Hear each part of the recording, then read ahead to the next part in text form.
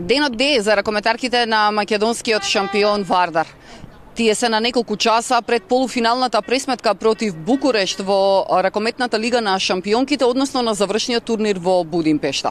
Нашите ракометарки по четврти пат се обидуваат да дојдат конечно до финалето. И во оваа, како и во минатата сезона, имаат идентична препрека. Тоа е екипата на Букурешт, која во минатата сезона направи сензација стигнувајќи до титулата. Сега нашите ракометарки се соочуваат со бранителките на трофеот.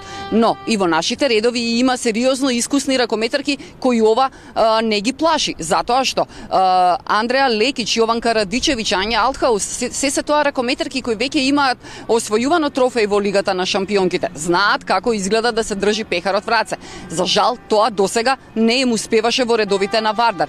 Четврта сезона поред нашиот тим е на F4 турнирот во Будимпешта, меѓутоа досега на 3 пати ја освојуваше бронзата, откако беше поразуван во полуфиналето, потоа славеше во дуелот за третото место. А екипата на Букурешт е добро познат противник. Во разговорите со нашите ракометарки тие велат дека ја следеле оваа екипа во текот на целата сезона, знаат какви резултати има, знаат каква игра прикажувала, свесни се за тренерската промена која донесе еден нов поттик, малку живот и нов квалитет во играта на Букурешт, благодарение на што оваа екипа и беше супериорна во четвртфиналниот двомеч. Но во нашите редови се подготвени на сите опасности кои доаѓаат од Букурешт. Предлагам во продолжение да ги чуеме дел од изјавите на ракометарките на Вардар кои зборуваат токму за тоа што носи ова полуфинале против Букурешт.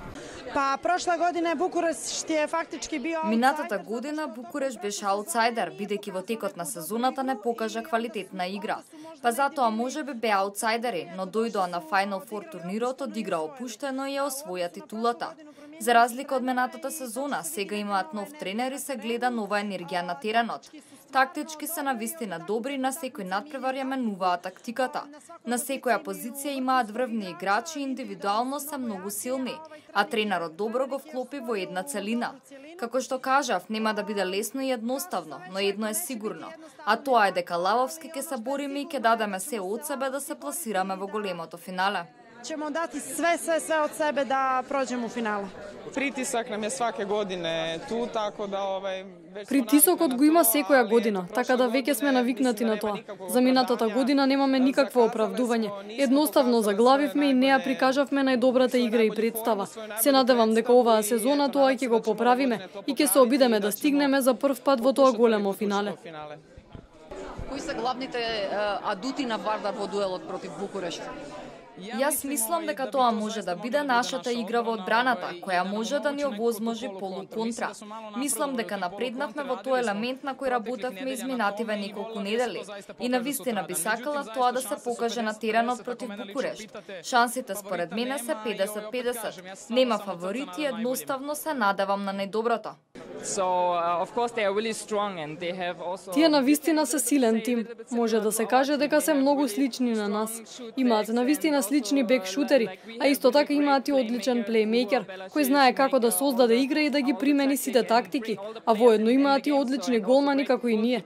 Мислам дека сме многу слични и затоа сметам дека е многу важно како ќе влеземе во надпреварот и од првата минута да ја покажеме нашата најдобра игра.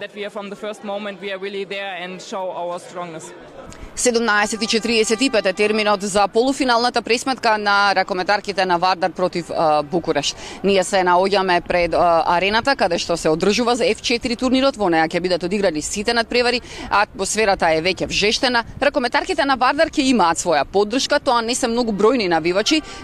Ние ги сретнавме, дел од нив се дојдени организирано, дел се дојдени самостојно. Велам не се тоа многу луѓе, меѓутоа сепак секоја поддршка ќе биде значајна. Тука се да споменам и репрезентативките од ракометната селекција до 19 години, па и тие ќе бидат поддршка за ракометарките на Вардар заедно со нивниот стручен штаб. Тоа е за сега се во ова јавување. Се надевам дека во следните ќе се чуеме со добри вести.